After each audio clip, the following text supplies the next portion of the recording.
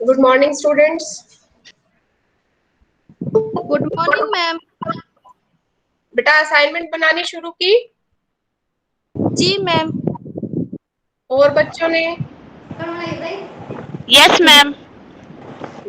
Assignment बेटा online भी आप उसमें गूगल फॉर्म भेजे ना, उसमें सेंड कर देना और साथ में उसकी हार्ड कॉपी आप कॉलेज में दे आना जब आप ले जाओ ना। ठीक है? Okay ma'am. Okay ma'am.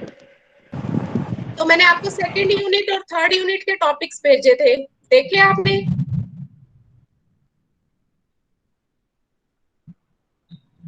Lecture नहीं देखते हो आप, है ना?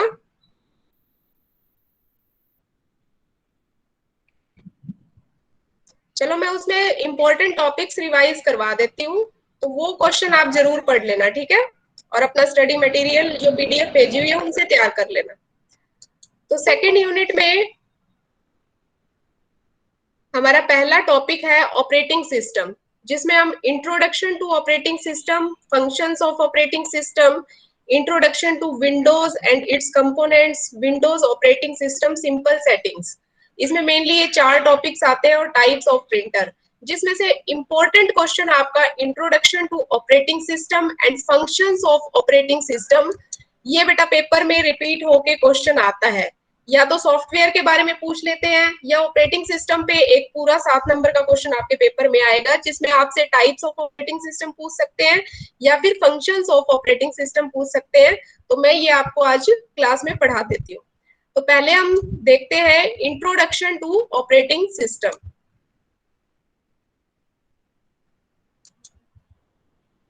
सबसे पहले आपको पता होना चाहिए ऑपरेटिंग सिस्टम क्या होता है। ऑपरेटिंग सिस्टम को आप कैसे डिफाइन करोगे? ऑपरेटिंग सिस्टम एक सिस्टम सॉफ्टवेयर है। मैंने आपको जब हार्डवेयर एंड सॉफ्टवेयर करवाया था उसमें भी आपको बताया था कि ऑपरेटिंग सिस्टम एक सिस्टम सॉफ्टवेयर है, जो कि आपके कंप्यूटर हार्डवेयर सॉफ्टवेयर उन सभी जो है संसाधनों का प्रबंध करता है, उनको मैनेज करता है और कंप्यूटर प्रोग्राम के लिए सेवाएं प्रदान करता है। तो ऑपरेटिंग सिस्टम प्रोग्राम और कंप्यूटर हार्डवेयर के बीच में, ऑपरेटिंग सिस्टम क्या है? आपका जो सिस्टम है और उसका जो यूजर है उसके बीच में एक मध्यस्थ का काम करता है। इसे आप इस तरह भी डिफाइन कर सकते हैं, operating system is a system software that manage computer hardware software resources and provide common service for computer program. The operating system act as intermediary between the programs and the computer hardware. फिर जो है hardware क्या होता है वो मैंने आपको पिछली क्लास में बताया ही था। कोई बच्चा बता सकता है कि क्या होता है हार्डवेयर? कैसे डिफाइन करोगे आप हार्डवेयर को? एक बच्चा बताओ, शाबाश। हार्डवेयर क्या होता है बेटा? बताओ एक बच्चा। सुमन, क्लास लगाई थी आपने पिछली?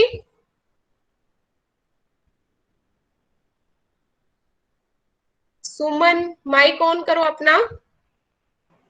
यस मैम, लगाई थी। हाँ बेटा, हार्डवेयर क्या होता है फिर बताओ, शाबाश।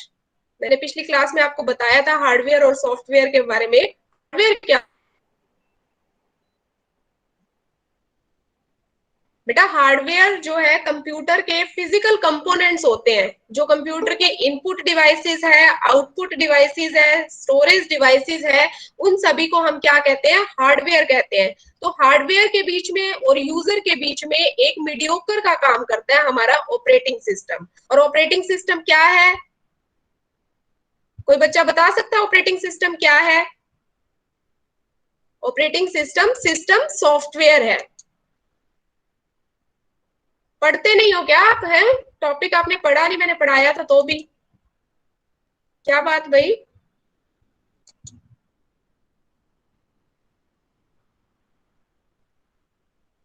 चलो आगे देखते हैं। हार्डवेयर मैंने आपको बता ही दिया, और सॉफ्टवेयर मैंने आपको बताया ही हुआ है। सॉफ्टवेयर क्या होता है? Set of program which is design to perform a well defined function. Software क्या होता है? एक प्रोग्रामों का समूह होता है जो कि हम हार्डवेयर को चलाने के लिए यूज करते हैं। सॉफ्टवेयर आपको 2 टाइप्स का बताया था, एक तो सिस्टम सॉफ्टवेयर होता है, एक एप्लीकेशन सॉफ्टवेयर होता है। सिस्टम सॉफ्टवेयर ही हमारा ऑपरेटिंग सिस्टम है जो हम आज पढ़ रहे हैं। तो ऑपरेटिंग सिस्टम क्या है? सिस्टम सॉफ्टवेयर है। और एप्लीकेशन सॉफ्टवेयर वो होते हैं जो यूजर की रिक्वायरमेंट के अकॉर्डिंग तैयार किए जाते हैं। फिर बात करते हैं यूजर इंटरफेस क्या होता है। यूजर इंटरफेस जो है ऑपरेटिंग सिस्टम को चलाने के लिए यूज किया जाता है, हम ऑपरेटिंग सिस्टम को रन करने के लिए यूज करते हैं। तो एक तो होता है ग्राफिकल यूजर इंटरफेस, एक होता है कमांड लाइन यूजर इंटरफेस। जो हमारा विंडो है, ऑपरेटिंग सिस्टम जो हम विंडो यूज करते हैं वो क्या है, ग्राफिकल यूजर इंटरफेस है। और जो हमारा डोस है, डिस्क ऑपरेटिंग सिस्टम, वो कमांड लाइन इंटरफेस है। तो इसमें क्या डिफरेंस होता है, ग्राफिकल यूजर इंटरफेस में बेटा आपको पॉइंट एंड क्लिक ऑपरेशन के माध्यम से आप ऑपरेटिंग सिस्टम के साथ जो है बातचीत कर सकते हो, या ऑपरेटिंग सिस्टम को आप जो है मैनेज कर सकते हो। इसमें पॉइंट एंड क्लिक कुछ ग्राफिक्स ऑप्शंस होते हैं जिसकी जिसकी हेल्प से आप आसानी से उस ऑपरेटिंग सिस्टम को, जो विंडो ऑपरेटिंग सिस्टम है, उसको आप आसानी से यूज कर सकते हो। कमांड लाइन इंटरफेस क्या होता है, कमांड लाइन इंटरफेस में कोई ग्राफिक्स या कोई पॉइंट एंड क्लिक जो है ऑप्शंस नहीं मिलता है। इसमें आपको कुछ भी एप्लीकेशन को ओपन करना है, कुछ भी एप्लीकेशन को या प्रोग्राम को परफॉर्म करना है, उसके लिए आपको क्या करना पड़ेगा, कमांड्स को याद करना पड़ेगा और वो कमांड्स आपको एंटर करनी पड़ेगी। उसे हम कहते हैं command line interface.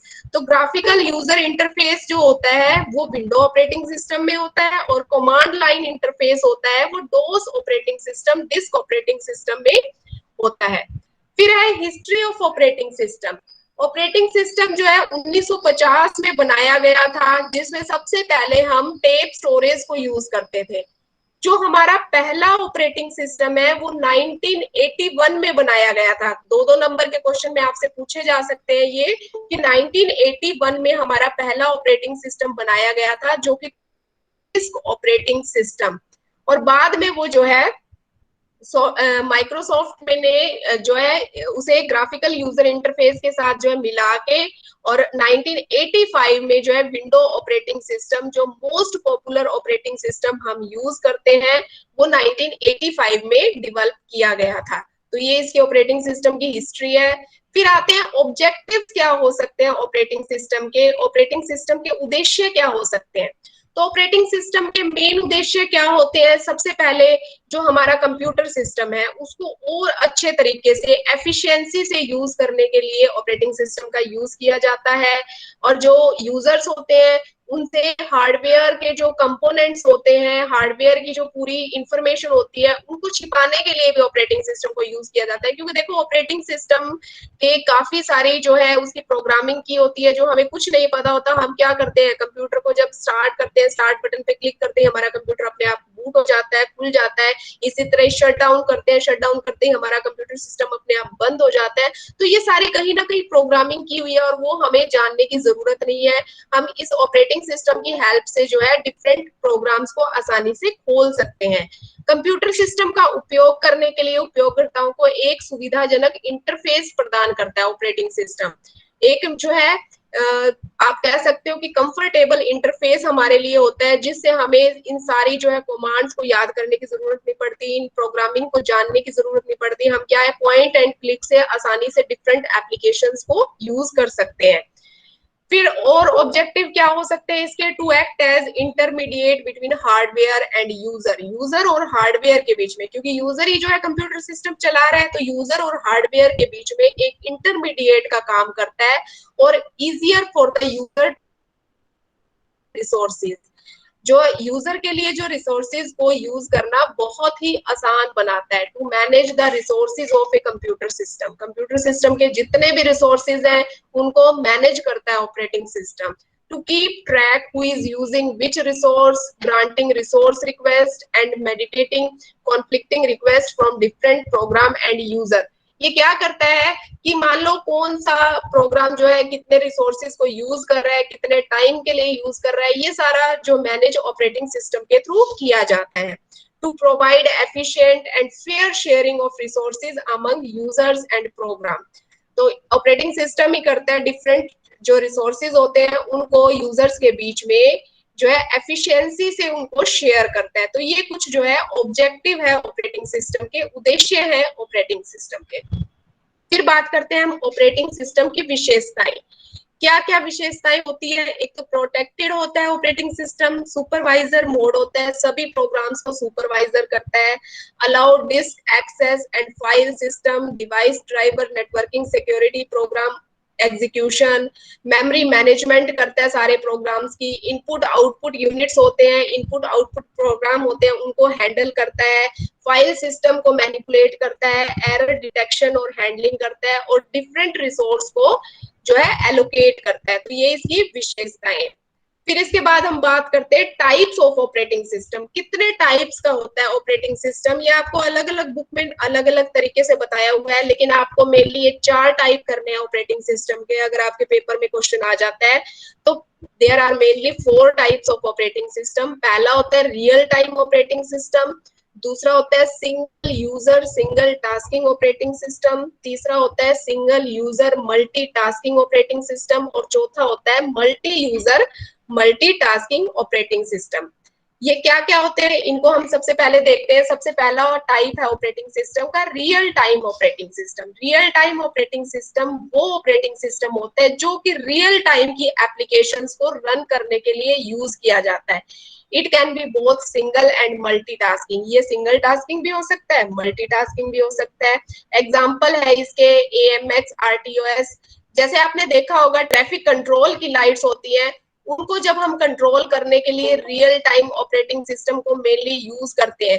Real time operating system क्या होता है? रियल टाइम ऑपरेटिंग सिस्टम जो है एक टाइम बाउंडेड जो ऑपरेटिंग सिस्टम होता है, मतलब जितने टाइम के लिए इसमें एप्लीकेशंस को जो है कमांड दी जाती है उतने टाइम में वो एप्लीकेशंस पूरी हो जाती है। तो इसको मेनली हम रियल टाइम जो एप्लीकेशंस होती है उनको चलाने के लिए हम रियल टाइम ऑपरेटिंग सिस्टम को यूज करते हैं। इसके एडवांटेजेस क्या है? एक तो ये बहुत फास्ट होता है, एक ये बहुत टाइम सेविंग होता है, फास्ट होता है। It needed not to be loaded from memory. ये बहुत ही छोटे साइज का होता है, तो मेमोरी में ये जो है बहुत ही थोड़ा स्पेस ऑक्यूपाई करता है।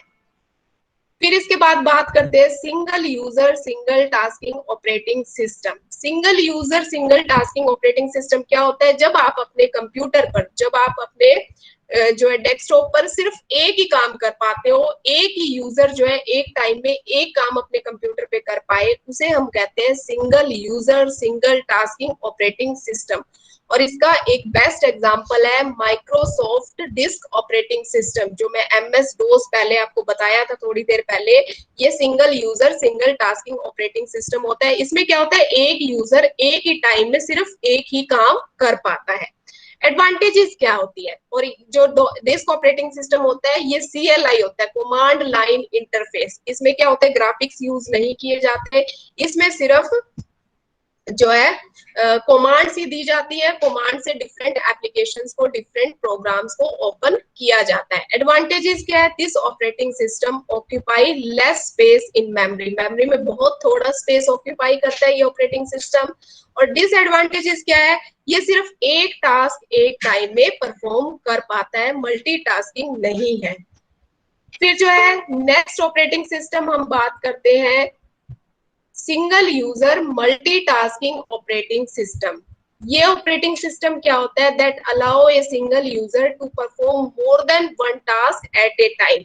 यूजर तो एक ही होगा, लेकिन वो अपने कंप्यूटर पे एक से ज्यादा काम को परफॉर्म कर सकता है, इसलिए इसका नाम single user multitasking operating system है। और इसका एग्जांपल क्या है? माइक्रोसॉफ्ट विंडोज है। एडवांटेजेस क्या है इसकी? इट इज टाइम सेविंग, क्योंकि आप एक साथ 3-4 काम को आसानी से पैरेलली कर सकते हो, तो टाइम सेविंग है। It perform multiple task at a time yielding high productivity. आप मल्टीपल टास्क कर सकते हो अपने कंप्यूटर सिस्टम पे, तो आपकी प्रोडक्टिविटी को बढ़ाता है। डिसएडवांटेजेस क्या है?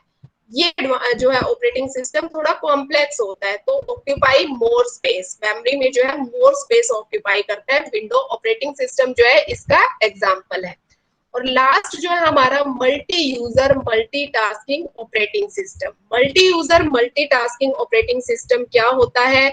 जिसमें यूजर भी बहुत सारे होते हैं और जिसमें टास्क भी बहुत सारे होते हैं। तो it is an operating system that permit several user to utilize that program that are concurrently running on a single network server पर।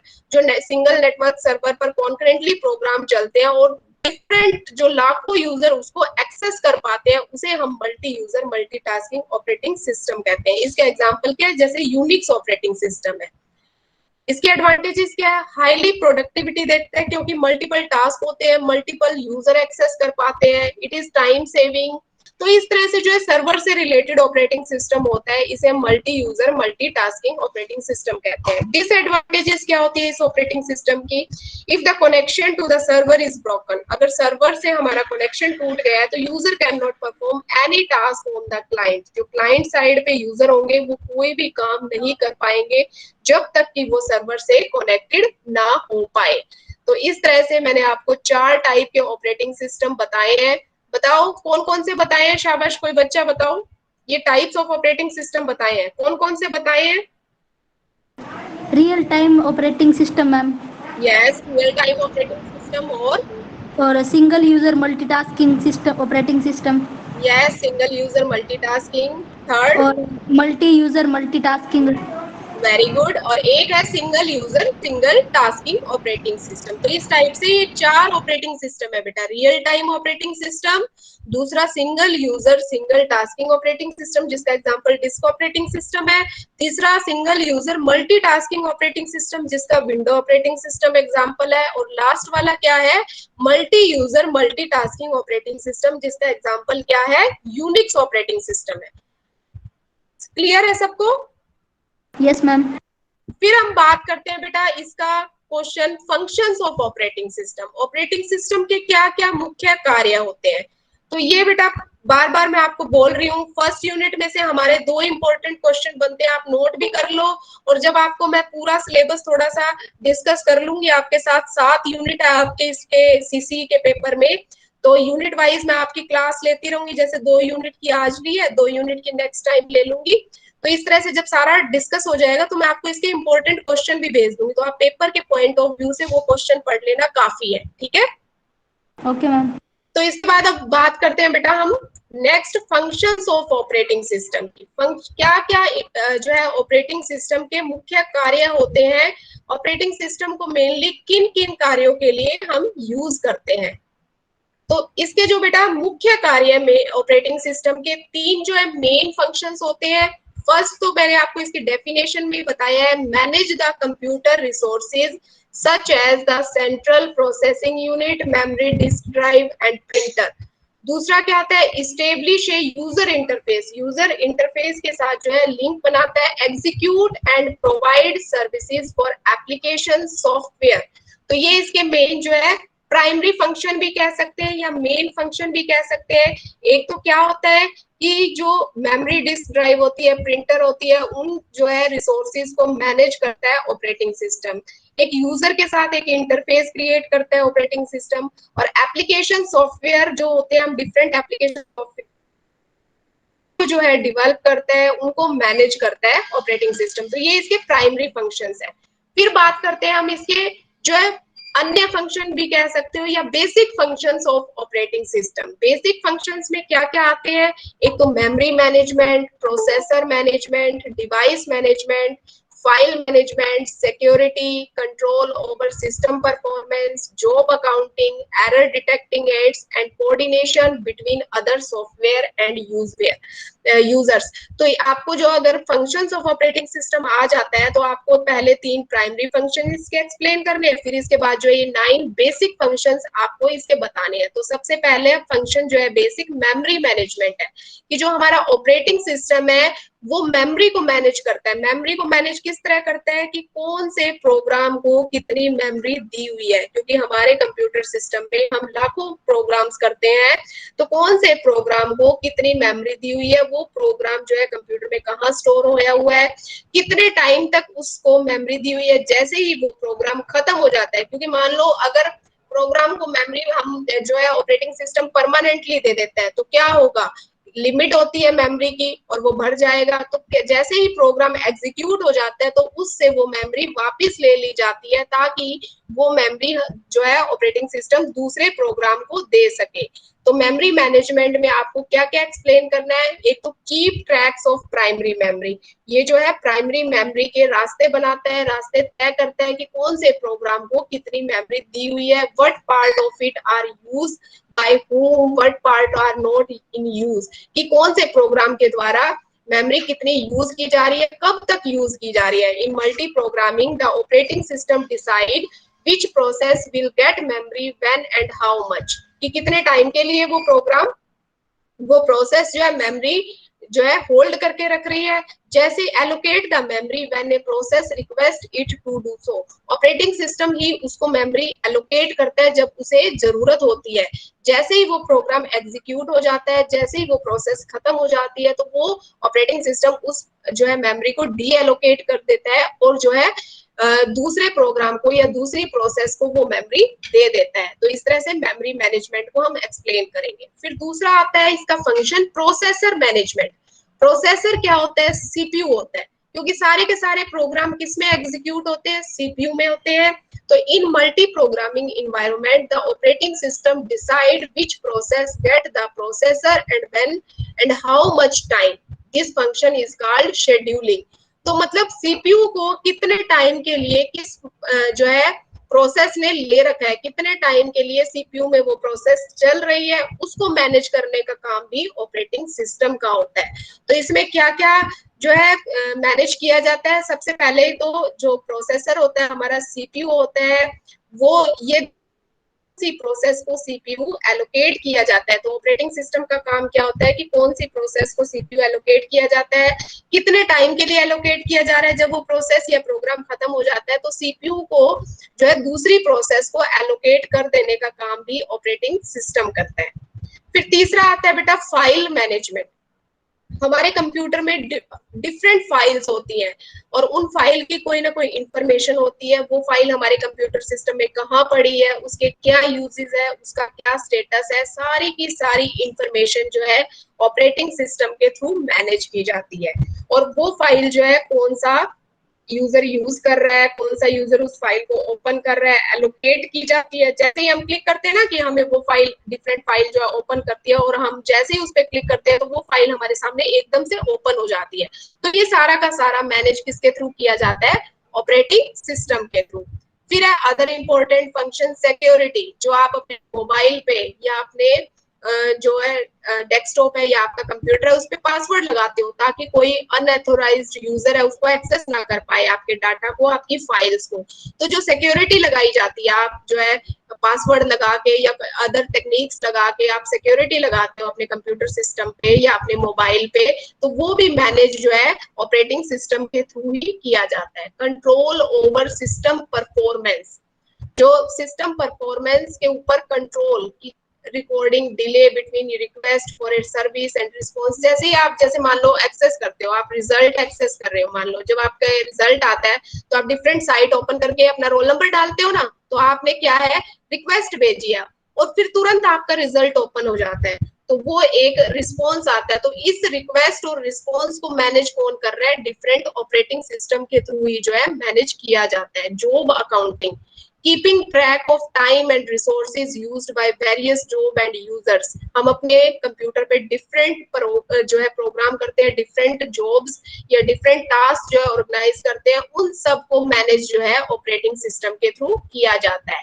Error detecting aids, production of dumps, traces, error messages and other debugging. Error detect, हमारे different messages आ जाते हैं, error आ जाते हैं programmes के अंदर या बग आ जाते हैं, तो उनको भी ऑपरेटिंग सिस्टम के थ्रू ही मैनेज किया जाता है। और लास्ट इसका फंक्शन है coordination between other software and users. जो अदर सॉफ्टवेयर है, हम अपने कंप्यूटर सिस्टम पे जो है डिफरेंट एप्लीकेशन सॉफ्टवेयर को यूज करते हैं, उनके बीच में भी कोऑर्डिनेशन और यूजर के बीच में कोऑर्डिनेशन जो है ऑपरेटिंग सिस्टम के थ्रू ही किया जाता है। तो इस तरह से ये मेन फंक्शन है हमारे ऑपरेटिंग सिस्टम के।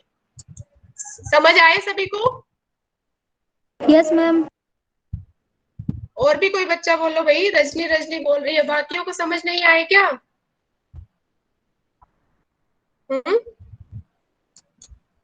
आ गया मैम। ठीक है बेटा, फिर हम बात करते हैं मोस्ट पॉपुलर ऑपरेटिंग सिस्टम। जो हम मोस्ट पॉपुलर ऑपरेटिंग सिस्टम है आज के टाइम में ऑपरेटिंग सिस्टम यूज करते हैं, वो कौन कौन से होते हैं?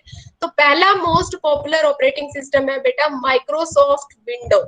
इसके अब तक डिफरेंट वर्जन आ चुके हैं, window 1.0, window 2.0, Windows 3.0, window 95, window 98, window ME। तो इस तरह से अब तक इसके जो है 12 वर्जन आ चुके हैं, window XP, window Vista, window 7, window 8, window 8.1, window 10। तो अब तक जो है विंडो 10 तक आ चुकी है और अब एक नई विंडो भी डेवलप की जा रही है जो जल्दी ही आ जाएगी। तो इस तरह से विंडो के वर्जन आ चुके हैं। तो ये माइक्रोसॉफ्ट विंडो आपका मोस्ट पॉपुलर ऑपरेटिंग सिस्टम है। फिर उसके बाद जो है एप्पल, जो मैक ऑपरेटिंग सिस्टम है एप्पल का, वो भी एक पॉपुलर ऑपरेटिंग सिस्टम है जो कि मोबाइल्स में, लैपटॉप्स में यूज किया जाता है। इसके भी डिफरेंट वर्जन आ चुके हैं अब तक। पब्लिक बीटा है, वर्जन 10.0, वर्जन 10.1, वर्जन 10.6, 11 तक जो है बिग सुर, इसके जो है वर्जन आ चुके हैं। फिर गूगल एंड्रॉयड ऑपरेटिंग सिस्टम, जो कि एंड्रॉयड मोबाइल फोन्स में बहुत ज्यादा यूज किया जाता है, गूगल एंड्रॉयड ऑपरेटिंग सिस्टम है। इसके भी बहुत सारे वर्जन आ चुके हैं। एंड्रॉयड 12 तक जो है लेटेस्ट वर्जन जो है एंड्रॉयड 12 है इसका। फिर जो है एप्पल, जो iOS ऑपरेटिंग सिस्टम होते हैं वो एप्पल के फोन्स होते हैं, उनमें यूज किए जाते हैं। इसके भी डिफरेंट वर्जन दिए हुए हैं, मैंने आपको PDF शेयर की हुई है, उसमें आप आसानी से पढ़ सकते हो। और फिफ्थ जो है लाइनेक्स ऑपरेटिंग सिस्टम है। लाइनेक्स ऑपरेटिंग सिस्टम क्या होता है? ये एक ऐसा सॉफ्टवेयर है, या इसे हम ओपन सोर्स का सॉफ्टवेयर कहते हैं। जैसे माइक्रोसॉफ्ट विंडो है, जो ऊपर मैंने बताया ना एंड्रॉयड ऑपरेटिंग सिस्टम है, माइक्रोसॉफ्ट विंडो है, उसको यूज करने के लिए आपको कुछ ना कुछ पे करना पड़ता है। लेकिन जो ये लाइनेक्स ऑपरेटिंग सिस्टम होता है, ये ओपन सोर्स ऑपरेटिंग सिस्टम होता है, जिसको यूज करने के लिए आपको पे नहीं करना पड़ता। आप इस ऑपरेटिंग सिस्टम को यूज भी कर सकते हो, इसे मॉडिफाई भी कर सकते हो और इसको आगे डिस्ट्रीब्यूट भी कर सकते हो। तो लाइनेक्स ऑपरेटिंग सिस्टम जो है फ्रीली अवेलेबल होता है और आप इसको मॉडिफाई करके, आप इसको अपडेट करके जो है अपना एक ऑपरेटिंग सिस्टम तैयार भी कर सकते हो। तो इस तरह से ये 5 जो है पॉपुलर ऑपरेटिंग सिस्टम है। तो सबको क्लियर है? Yes ma'am. बेटा इस जो है इस यूनिट में यही इंपॉर्टेंट क्वेश्चन है। बाकी आगे विंडो ऑपरेटिंग सिस्टम है, इसमें आप थोड़ा सा ये पढ़ लेना कि विंडो के कितने कंपोनेंट्स होते हैं, ये कई बार पूछ लिया जाता है। इसके अलावा जो है ये क्वेश्चन जो आता है ऑपरेटिंग सिस्टम के टाइप्स और ऑपरेटिंग सिस्टम के फंक्शंस, जो है ये क्वेश्चन रिपीट होके आता है, ठीक है। और जो उसके अलावा एक विंडो के कंपोनेंट्स है वो आप देख लेना। अब इसके बाद हम नेक्स्ट यूनिट की बात करते हैं, जो कि आपका MS वर्ड 2007 है। इसमें बेटा मेनली आपका प्रैक्टिकल पोर्शन होता है। जब आपके कॉलेज लगते हैं, इस साल तो लगे ही नहीं, आपके कॉलेज लगते तो आपको प्रैक्टिकली आपको बताया जाता। तो ये इसमें सारा का सारा प्रैक्टिकल पोर्शन है। अगर आप वीडियोस देखोगे जब भी आपको टाइम लगे, तो मैंने हर जो है माइक्रोसॉफ्ट विंडो की जितनी, माइक्रोसॉफ्ट वर्ड की जितनी भी टैब्स होती है, सब टैब्स का प्रैक्टिकल इसमें करके दिखाया हुआ है। इसमें आपसे मेनली जो है वर्ड प्रोसेसर क्या होता है, वर्ड प्रोसेसर के क्या फीचर्स होते हैं, इस पे क्वेश्चन आ जाता है। या आप जो है वर्ड प्रोसेसर में कैसे एडिटिंग कर सकते हैं, कैसे आप प्रिंट कर सकते हैं। तो पहले इसके 3-4 लेक्चर है ना, होम टैब, इंसर्ट टैब और working with office menu button और word processing and its feature. जो पहले 4 लेक्चर है ना बेटा, ये आसानी से ये पढ़ना, तो इसमें से एक क्वेश्चन पेपर में आ जाता है, ठीक है। Okay ma'am. एक तो ऑपरेटिंग सिस्टम का क्वेश्चन पढ़ना है, ऑपरेटिंग सिस्टम के फंक्शन, ऑपरेटिंग सिस्टम के टाइप्स। थर्ड यूनिट में आपको क्या करना है, सिर्फ पहले 4 लेक्चर कर लेना आप, जिसमें वर्ड प्रोसेसर के जो फीचर्स बताए हुए हैं, MS विंडो के कंपोनेंट्स आ जाएंगे। और इसमें एक मेल मर्ज का क्वेश्चन आता है कि मेल मर्ज किस लिए यूज किया जाता है, वो पढ़ लेना। अगर आपको उसमें कुछ प्रॉब्लम आती है, अगर नहीं समझ आता, तो हम अगली लाइव क्लास लेंगे, उसमें मैं आपको ये टॉपिक एक्सप्लेन कर दूंगी, ठीक है। Okay ma'am. आप 25-26 बच्चे लाइव हो बेटा, सबने असाइनमेंट बनानी शुरू कर दी है? बना ली मैम। यस मैम, बनाई दिए। Yes ma'am. ठीक है बेटा। अगर जिन बच्चों ने नहीं बनाई है वो बना लो, क्योंकि सैटरडे तक भेज देना। कि अब जो है असेसमेंट के मार्क्स आपके भेजे जाने हैं ना, तो आपके भी मार्क्स भेजे जाए, तो आप ये जरूर सबमिट कर देना, ठीक है। सैटरडे तक कॉलेज में भी जमा करवाया ना, और जो मैंने गूगल फॉर्म शेयर किया हुआ आपके साथ, उसमें आप सेंड कर देना, ठीक है, उसकी पीडीएफ बना के। और किसी बच्चे ने कोई क्वेश्चन पूछना है तो पूछ सकते हो बेटा।